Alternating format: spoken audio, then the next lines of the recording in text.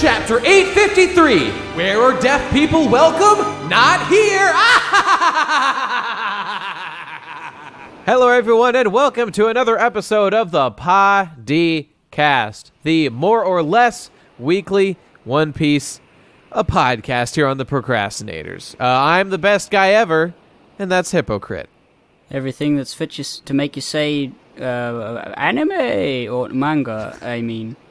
Because that's what this is. We got One Piece chapter 853, not here, as in. Well, then where is it? Somewhere else. It's elsewhere. Where? It's not here. I bet everyone opened up to this page in their book, in their weekly Shonen Jump, got to this page, they said One Piece, not here. And they put it down, and they were like, well, where is it? I bought the manga. Where the fuck's my chapter, Oda? Of course. It was a scandal. It was a scandal all across Japan. Nobody wanted to turn the page. Nobody figured it out, yeah. But we did, because we're smart. Yes. Okay. What happened, Gib? What happened in this fucking chapter? Right. A few big things happened, and the first one, I think, is at the very beginning.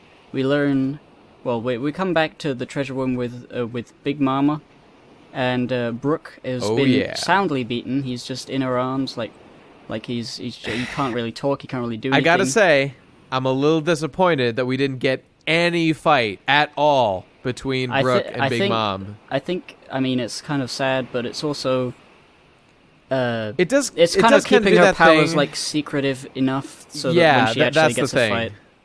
And it's totally believable that she would beat Brook. It's not like there's like a mystery as to who would win. She's a fucking Yonko, so like I get it. It's a little disappointing, but okay, yeah, he's probably saving it. So we'll see. We'll see. So she takes a liking to him being a weirdo. So I think we're all expecting her to go with Brook to her book to put him in, to find that everyone is burned and the book is gone, and then she's gonna get fucking pissed. Oh, true. She doesn't have a book to put things in anymore, and Luffy and Nami I just expected that she might. Yeah, I just expect that she might hear about it even sooner than getting there. Someone will run in and be like, "Oh, guys, they fucking blew up everything. So fuck you, Big Mom," and then she'll flip her shit a little bit. Hey, you know what was interesting about this page? So Big Mom talks a little bit about how Brook has, his soul control ability, so he was really effective against the homies.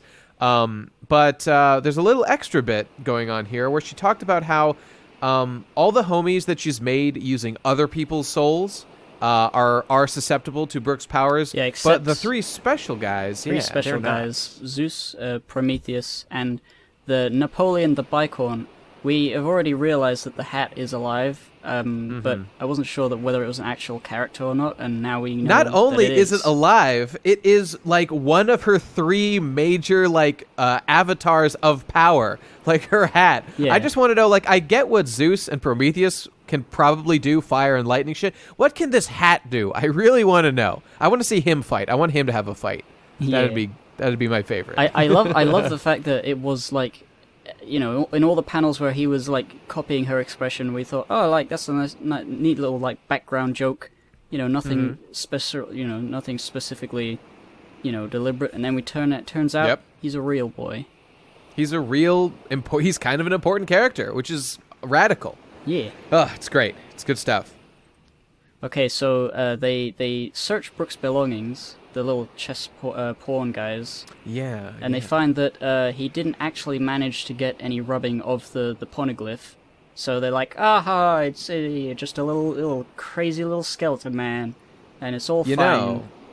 This does tie into, I was complaining before about how we didn't get to see what happened between Big Mom and Brook specifically, but I actually think that there's something a little more mysterious going on here, because I noticed throughout the whole scene, Brook didn't say one single word.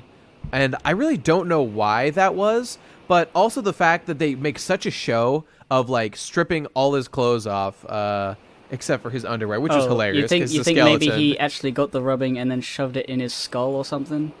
I do. So I think that there's something going on here that we haven't been shown here. Yeah, we'll find out later that, he actually did get the rubbing when someone wasn't paying attention, and that'll be at the end of the arc. We find out he's going to open his skull into that secret compartment or something, and we'll see.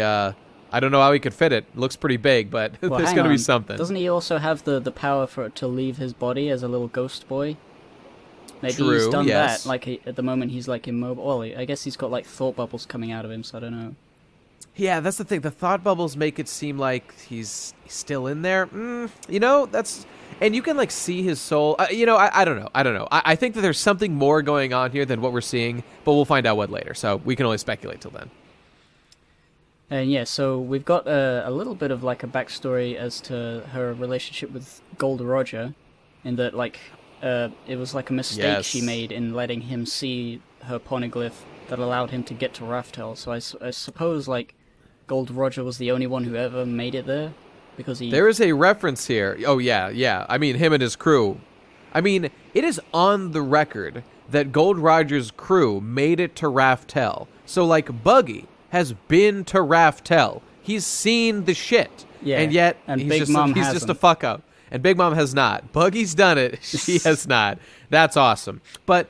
oh, it was great to see this direct reference to that, quote, voice of all things that was referenced way back in Skypiea and Fishman Island, and now it's brought up again as like a big thing, and Momonosuke has it, apparently, and Luffy a little bit, too. It's very interesting. It's going to be another big old, like, all these people have superpowers, but these people have the superpowers, and they can listen to stuff. Like, they know what the trees are thinking. Mm-hmm. Yeah, it's funny how we've got like our much more grounded system of superpowers in One Piece of the Devil Fruits that are, for the most part, pretty well understood. And yet there's this, like, then there's Haki, which is like, especially Conqueror's Haki. Like, what the fuck even is that? It's pretty mysterious. And then there's this other voice of all things, which may or may not be like Observation Haki to the max or something else entirely. I don't know. But maybe like Conqueror's Haki is like the power to be heard by all things, like to be just so loud that everyone's like, "Oh my god, shut up!" Dude, you know who's got that? You know who uses that on Twitter? Donald Trump. Oh, Donald Trump. Oh, I went there. Who's that? I don't know. He's my favorite One Piece character. No, is he the new Vice Admiral? He's a pirate because he stole the election. Okay, what the fuck else happened in this chapter? I've already blown it. Oh, but Big Mom's like, I'm going to go to Raftel. I like Big Mom's. I like it when the big characters like Yonko dudes are like, my dream is to make it to Raftel. I find it really cool. Queen. I find it cool when like big players also talk about like the same goal that Luffy has for their own reasons. It just makes Luffy's cause feel more legitimate and like... yeah, like, like important. Most pirates are like, I'm just here to get money and fuck bitches. Everyone's fucking around all the time. So remember when, like, way back on Shabondi Archipelago, when, like, for the first time, like, ever, Captain Kidd was just like, dude, I'm getting to fucking Raftel, and I will kill anyone who even says my fucking name wrong when they're telling me I can't not do it right, you know? And I was like, I respect that. Kid. I respect that. Whatever. Oh my god, kid, little boy. Okay. Anyway, Pudding shows up and she's being a bitch. Yeah, I'm sorry. I was going to mention. She was saying they have an ace in the hole that will develop the same power to. Oh my god, Ace is alive! Ace is alive! It's confirmed. And they got him in a hole. Oh no, that's not good. Well, you know there is a hole in the ace if you think about it. Right. What was this? Oh my god, was that a pun? Was Oda doing a pun when he had fucking Akainu stabbed through fucking Ace?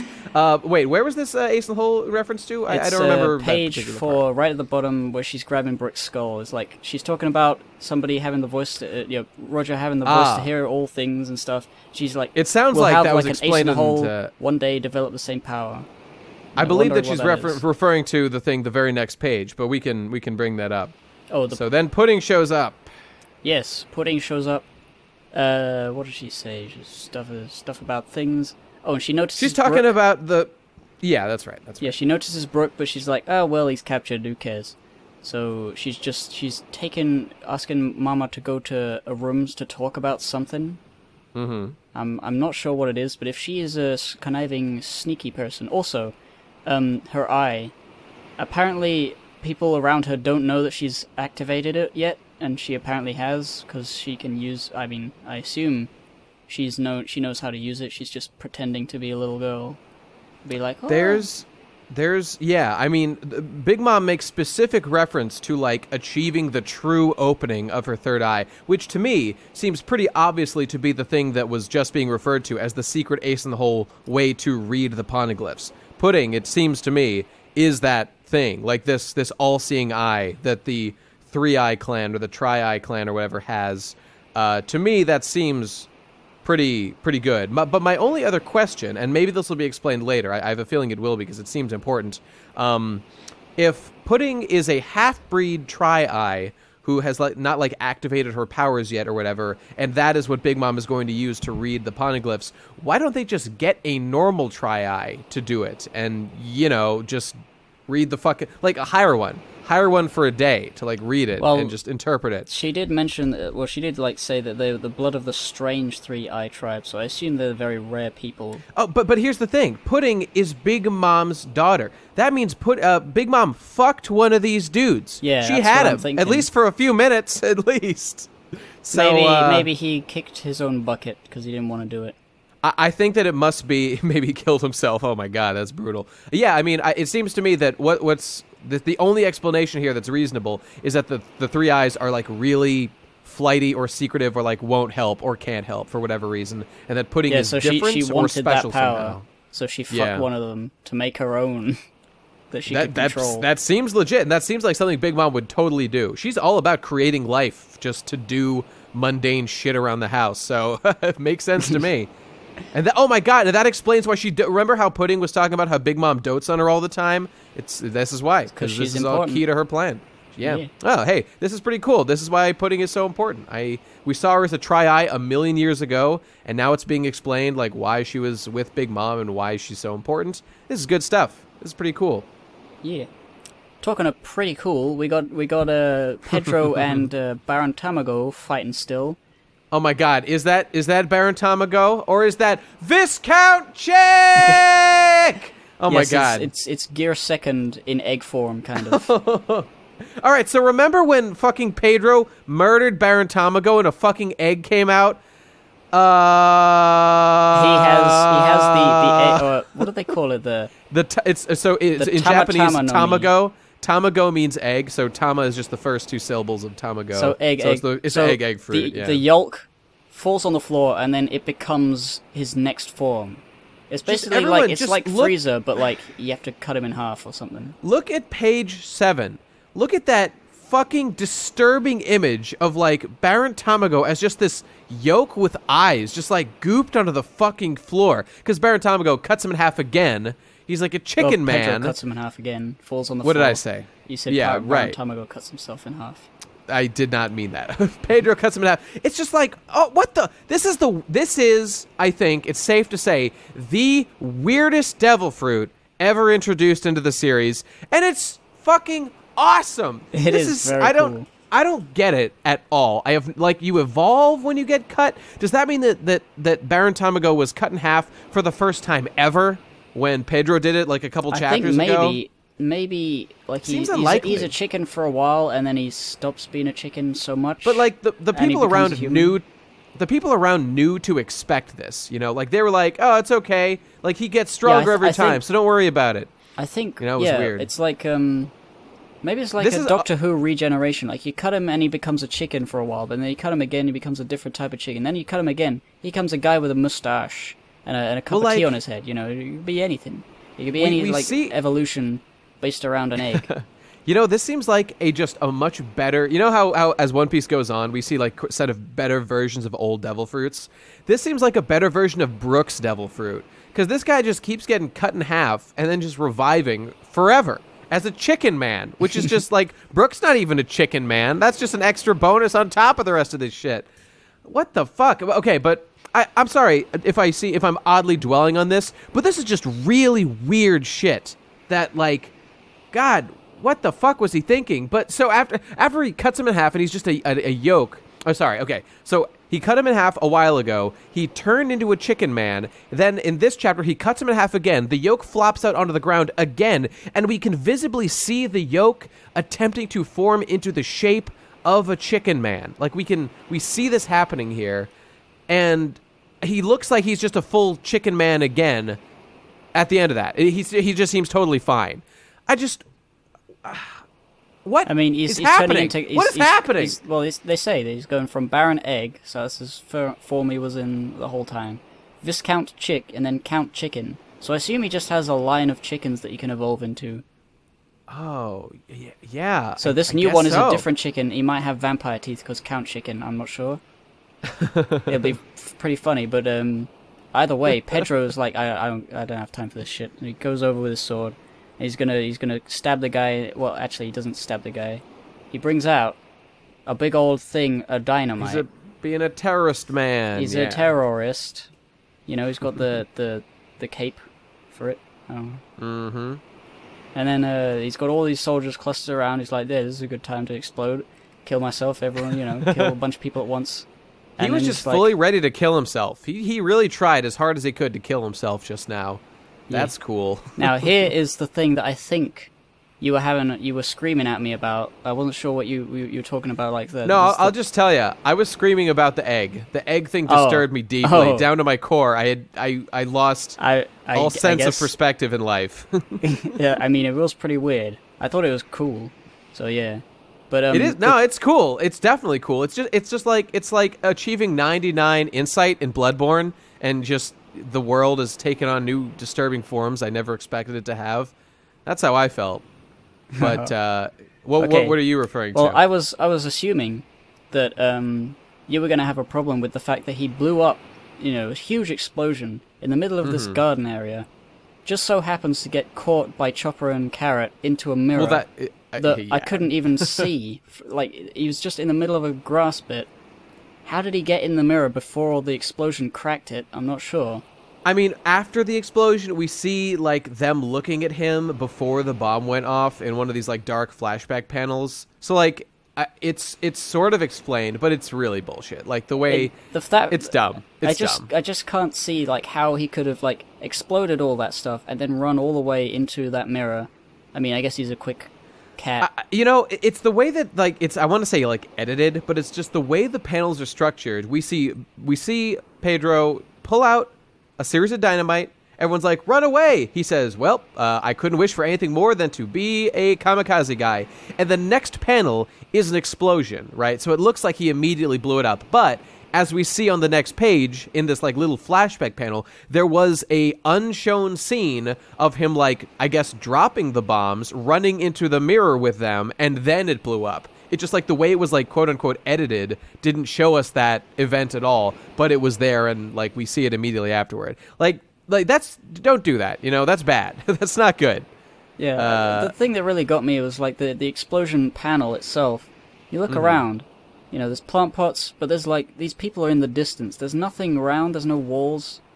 Where the hell was the mirror, if not, like, right next to him? I don't know. Like, he was in the middle of a clearing.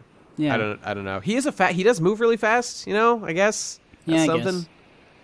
I don't know. He just did it. Well, what else, Anyway, by the way, before we move on, I just wanted to say about the last scene between... so the whole fight that was happening between Pedro and Baron Tamago and Count Chicken and Viscount Chick, it seems like Pedro is just way stronger, right?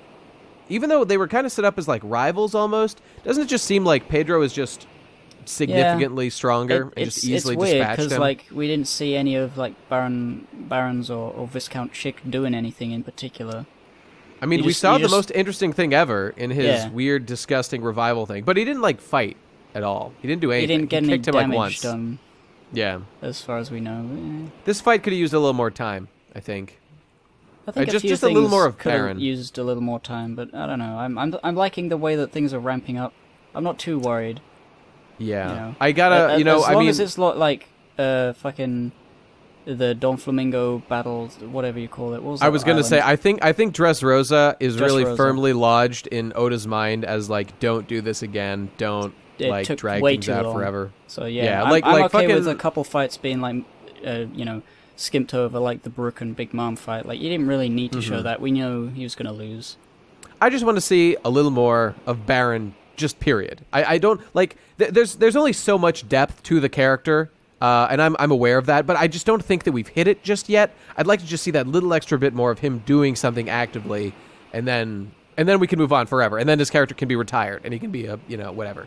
Yeah, that'll be cool. So, now Pedro's in the mirror with Chopper and Carrot, and Chopper is saying, oh yeah, people can't enter or leave this world without Brûlé. We're safe here.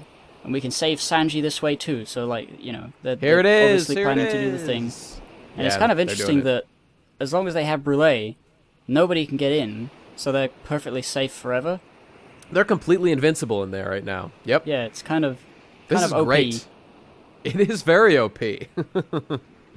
And they've still got their fucking slave diesel engine guy just pulling them around everywhere. Oh, I love that. And I love that he's visibly wheezing and exhausted. That is very amusing to me. The Straw Hats always do this. They always ride someone or force someone to pull them somewhere while they just fucking chill. Oh, I love Carrot's shoujo drawings of the people they're looking for. Yeah. Sanji and, especially Brook was my favorite. Brook, yeah. His fucking Marge Simpson afro thing. That was great. I like that it wasn't just just shitty art. Like, this had a distinct personality and wasn't that bad. It was just very strange, and this art really gave Carrot more personality in my eyes, and I liked it a lot. Thought it was cool. Who's the thing on the left? Is that Pedro? Oh, that's Pedro for sure. Because I was thinking, since they got Pedro, why would they have I mean, she drew it earlier, I guess. Maybe she did. Huh? Could that be Pecoms? Yeah, I was thinking it might be Pecoms or something. I don't know. I see the stripes on the head. Looks like Pedro's kind of. Yeah, I guess it's Pedro. I don't know. Yeah. That is weird that you would draw him. Why do that? But well, I think that the idea, I mean, usually for a joke like this, she wouldn't have drawn Pedro, but if you're thinking about it logically, she would have had to draw this earlier so that she would know where Pedro was. So I suppose that's true. This is what she was using to find Pedro in the first place. Yeah. Ah, hey, that makes sense. Not bad. All right. I'm perfectly and then satisfied they ask by the that. mirrors again, have you seen any of these people? And it's oh yeah, fucking, there's Nami and Luffy and Jinbei all going around and stuff. Dude, the mirrors are super helpful. This place really is OP. This is just a solve all problems room. It's great. Brulee's gonna get fired for this, I'm pretty sure. Yeah. Wasn't she one of the first children? One of the main... Oh, I think she was top 10? I don't know. I don't know. She's an important character, and she's just she's fucked. She's not very powerful. She has become, you know what she is? She is an objectified woman right now. Oh. I'm offended. Oh well. Lol. But she's ugly, so it doesn't count. Okay, moving on. So, Luffy time. Yes, Luffy's still going around beating the shit out of everyone he sees, and then Reiju grabs his hand somehow and pulls him into the door. And not just that, she pulls him, but we visibly see as she grabs his arm, the little splatter of blood where he was trying to rip his arms off, and the tooth's still missing. I don't know what number we're up to, but it's still missing. I'm god sure damn, Luffy is fucked up. It's not gonna just suddenly be there unless it's a big accident. Don't interrupt. I'm doing my count. Don't ruin my fun. I'm having fun. Your count? You haven't even counted properly. I'm a 10. I don't know. 5. Whatever. It's some not number. 5. It's more than 5. It is. Yeah. It's probably around 10 at this point. But yeah, she grabs him. He's real fucked up. Okay, go on. Okay, so she's Sanji's sister. Luffy recognizes her as Sanji's sister. I'd like to point out that she's wearing no pants in this scene, and you can totally see her panties the whole time. Yeah, because she's got a fucked up leg. She took them off. It's awesome. Doesn't need him. There's a real close-up panty shot where it shows her wound. It's pretty sick, dog. Pretty sick. Yeah, I think it's almost as good as seeing Sanji in his panties. Yeah. I think the point of that was to show that Luffy's he's not taking advantage of the situation. He's just saying, "Oh, are you okay? You got a fucked up leg," and he's looking at her crotch. He's like, "You think so? You're not even a crazy person. Thanks." I guess that's true. I didn't even make that connection, but I mean that's true. He didn't say shit. It's very true. Yeah, it just says his innocence and stuff. Anyway, Sanji is now known to Luffy. Well, she tells him that that Sanji knows about Pudding's betrayal and plans to do bad shit, and he's like, I really need to tell Sanji that. So it's alright, he already knows. And then she offers him something to eat, and he's like, no, I'll only eat the fucking food. Because she was there when Luffy made that that announcement Yep. to Sanji. She was in the The carriage. whole Vinsmoke family was watching. So she knows that that's what he's going to do. Oh, but Luffy, when he hears that Sanji has not been tricked, Yeah, he's and got all the is- information. He's like, so oh, happy. cool. Luffy does one of those big old beamy smiles when he knows that, like, now it's okay to save Sanji again. It's all okay. It's gonna work out. It's just this is one of those turning points where things are starting to look up. It's good. It's a good moment. Yeah. So now that he's confident in the knowledge that he has all the information. He doesn't need to be warned or anything, and he trusts Sanji to make the right decision. So he's just gonna run back to where he was sitting before, by the big dead tree guy, wherever that is. Yeah, so he's going back to the quote unquote promised place. That's cool, but is it just me, or does this really feel like a? I mean, okay, this isn't a complaint. It's just this is like a hard stop to Luffy's like proactiveness. Luffy can now do nothing. He's just going to sit there, and that'll give other characters a chance to do something. But that like, was his to purpose to begin with. Like the reason they captured him and fought him is because he was just sitting there waiting. And now that he's escaped, he's going to go back there. But now that they got all this other stuff to worry about, they're not going to send people after him, I don't think. That's true. It's just it's a little bit of a double-edged sword, because it's I don't know. I think the main thing is that he wants Sanji to make the decision because he wants him to make the choice to come back because he knows that he's lying when he's saying "Go home, Straw Hats." I was kidding as a prank. I didn't like you. He was all like, "Gamer girl, go home." Yeah, so he knows like that. he knows that he's not supposed to like force Sanji to come back. He has to hope that, I mean, as far as Luffy knows, I think like he doesn't remember that they're trying to get the Poneglyph as well, or maybe he assumes they already got it. So he he's doesn't just give a thinking shit. about Sanji. He doesn't give a shit. Yeah, he's focused on Sanji right now. So He'll now worry about. He promised just Robin. wait He for him to promised come back. Robin he'd get it, but right now he's not worried about it. I don't think. Yeah, and then excuse me, cut that out. Cut that out. Also, I'll clap to make sure you know where to cut out that shit out. That's gross. Oh, that's staying in. Oh That's no, gold. no, I'm clapping. I'm clapping so you can see on the waveform. Keep clapping. Watch what happens. No, I'm not gross. Okay. So next we get little Sanji thinking about stuff. He's thinking about Zeph. He's thinking about his dad. He's thinking about Big Mom, and he's like, and Pudding and everything, and he's like, dude, mark my words. There's gonna be a moment at the end of this arc when he resolves to himself. You know what? It's not my responsibility to protect Zeph all the time. He wouldn't want me to do that. He'd want me to live my own life so he can defend himself. Because I'm telling you right now, Oda is not gonna Luffy even talked about this arc. Like, he's willing to go back to East Blue to protect Zeph if need be. Yes. That's not going to happen. That is not going to happen. So, like, there needs to be a reason why they don't do that. And my guess is they're going to rationalize it away. I posited, like, a while ago, like, Jinbei could go and protect Zeph so he wouldn't be around, but he'd also be doing something. You know, I hate to say it, but Zeph's just such a bit player in this grand scheme of things. I just don't think Oda's even just going to take the time to do anything like that. I think it's... Okay, but it'll be interesting to see which way he goes, because we were at a... I feel like at some point they're gonna be like having adventures in the Grand Line and stuff and going forwards and stuff, but they're gonna not have to, but like I assume at some point, part of the crew or maybe all of the crew are gonna go to one of the blues, like north, south, east, west, to do something important. Maybe and the thing with like Zeph. Like he's bringing back East Blue, or is that East Blue? I think it was. Yeah, it's East Blue. Like bringing back because like the whole thing's the majority of the comic has been in the Grand Line now, and it's like there's whole huge oceans that are much bigger than the Grand Line, full of stuff. I feel like there's going to be an adventure or two outside of the Grand Line before they get to the end.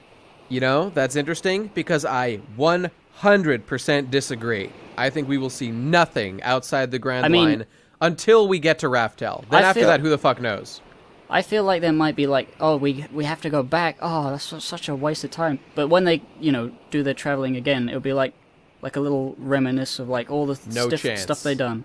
I think it might happen. Maybe not all of them. Maybe not all of them. Maybe just Jinbei and some other guy. I will bet you 100 American dollars that they do not do any backwards progression until they get to Raftel, unless they have to, like with the red Poneglyphs, they might have to do like a little bit to get on the right track. Aside from that one thing, there will be no backwards movement. Aside from red Poneglyphs, you want to make that bet? $100 American dollars. Yes, it's going to take a long time before that comes to fruition. We'll basically have to wait like 7 years possibly until we know for sure. I'll definitely have $100 to give by that point. You better, buddy boy, because I'm going to want that. I'm gonna, or maybe you'll forget if I lose. I will never forget about this $100. Not in your life. You got yourself a bet. I'm gonna shake your hand with the hand. I'm shaking the mic. I'm groping the mic. All right. Okay, there you go. it's good. It's on the books. Right. So reiterate: if they go back for Poneglyph, or red Poneglyph, like a thing, one of the red ones, then it doesn't matter. But anything else, any one of them. The only thing they might go back for is red Poneglyphs, and the red Poneglyphs might instruct them to go back a little bit so that they can go onward to Raftel. But that's it. Other than that, only forward. I think something that might lead to a red Poneglyph, but they might, going back to Zeph or something, might, lead to a red Poneglyph, but that still counts as them going to do something else other than Poneglyph. Hey, if they set out not knowing that they're going to find information about a red Poneglyph, then it counts in my favor. Oh, for sure. Yeah, you win that for sure. For sure. But if like one member of the crew splits off to do something, I feel like we'll have to address that when it comes to it, because I'm talking about like main crew activities. Well, never that's involve what I was saying. Backwards. I wasn't saying like main crew. It could be like one or two crew. It could be like a thing like where everyone splits up and does like a special mission somewhere. Okay, I definitely don't think that's going to happen, so you can add that on. I don't think there will be any major splitting up going on of the crew. I mean, they might split in half, but they won't all separate and like all go back to a different place to do something in their hometown. That's not part of the bet. You changed it. I'm helping you. I'm giving you conditions and things I don't think will happen. I'm going to unhandshake this, because I actually think they might split up. No, well, okay, fine. Then forget that. Forget that. It's just what the original was. But okay, I'm sorry. I know it shouldn't even be in the fucking thing, but now it's part of the podcast. Whatever. You can deal with it. I can lose $100, but fuck you if that happens, you bitch. Well, no. Well, I mean, what I'm just saying is if I'm talking about like Luffy's goal is going to be through the end of the series, he will just march forward on to his destination, and I think the majority of the crew will go with him, and I really don't even see people splitting off to do side missions at all. But it might happen that someone goes to do something else. Yeah, the only reason it's to get a red Poneglyph, though. It's to get a red Poneglyph. That's the goal here. Yeah. And Sanji, and to get Sanji, I guess. But it is for a red Poneglyph? I'm trying to think if this exact situation would count towards me or you. I don't know. Well, they're still all in the Grand Line. What I was talking about was going out of the Grand Line for some reason. Yeah, that's true. I mean, okay, that's the real thing, okay? All right, we'll just say it. If they leave the Grand Line if for a reason that doesn't directly relate to red Poneglyphs or getting to Raftel in a forward progression. There you go. Yeah. Okay. All right. Okay, done. We're moving on. Yes, there you go. Well, there's not much left of the chapter, because Luffy jumps out the window. And he falls down into a house and is like, I gotta wait for him at that place. At that place. That place. Oh. It's like Sono. I forget the word for place. Dokodo? I don't fucking know. There's like a thing people say for that place or whatever. Yeah, that's what he says, and that's the end of the chapter. And Luffy's starting to look pretty beat up at this point. Looking pretty haggard. A big old, like a very big sound balloon of a growling of his stomach. So he's very hungry. He's visibly and audibly hungry. Yep. And there's a couple panels of him looking real tired. So, okay, so like I said when he first did this vow thing, it really has not been very long since he ate. It's been like one day, I think.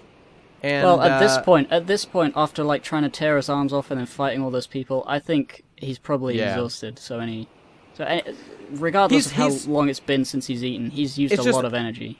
Oda did something I didn't foresee, and he's just used massive injuries, or not even that massive injuries really, but just like the tearing of the arms, the loss of the tooth. He's just really beat the shit out of Luffy, in addition to like having him go for him a long time without eating. That I think will all be restored in a grand orgy of feasting at the end of this arc, and it's going to be a big fucking thing. It's really cool that I am a genius and can see the future. And the feast that's always at the end of each arc, this time serves the dual purpose of being the like fulfillment of Sanji's arc.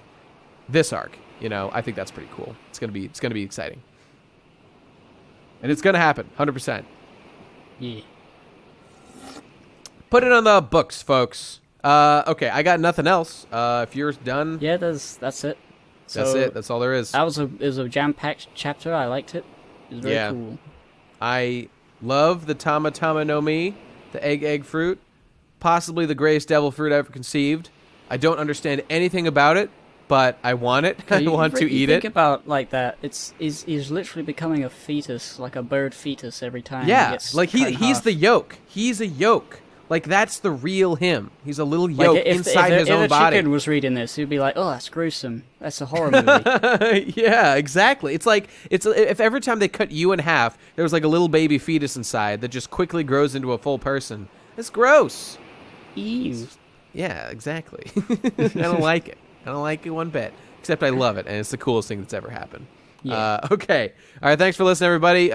Looks like there will be a chapter next week, so we will see you then. All right. Bye-bye. See you later.